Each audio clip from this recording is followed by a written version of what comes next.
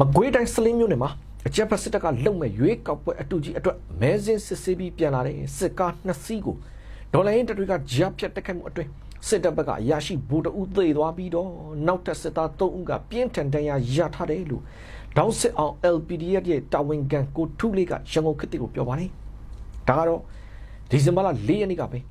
စလင်းမြို့နယ်အတွင်းကအကြမ်းဖက်စစ်တပ်တပ်ဆွဲထိန်းချုပ်ထားတဲ့ကြေးရွာတွေမှာသူတို့စစ်တပ်ကလုံမဲ့ရွေးကောက်ပွဲအတူကြီးအတွက်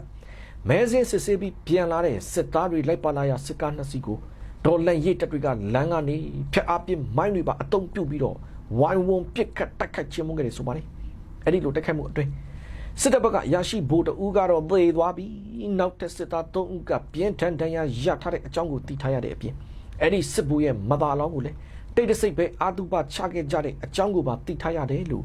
ဒေါင်းစစ်အောင် LPDF တပ်ဖွဲ့ရဲ့တာဝန်ခံကိုထူးလေးကပြောထားပါတယ်။လက်ရှိစလင်းမြို့နယ်အတွင်းမှာစစ်တပ်ရဲ့ရွေးကောက်ပွဲအတူကြီးအတွက်လိုက်ပါလှုပ်ဆောင်နေတဲ့သူတွေနဲ့ဝေးဝေးကနေနေထိုင်ကြဖို့ကိုလည်းတော်လိုင်းတပ်ဘက်ကသတိပေးထားပြီးလက်ရှိစလင်းမြို့နယ်ဘက်မှာတော့တော်လိုင်းတပ်တွေထိန်းချုပ်ထားတဲ့နေမြေနဲ့စစ်တပ်ကတပ်ဆွဲထားတဲ့နေရာတွေဆိုတာမျိုးနှစ်ဖက်ရှိနေပြီးစစ်တပ်ကအခုလိုသူတို့တပ်ဆွဲထားတဲ့နေရာတွေကနေ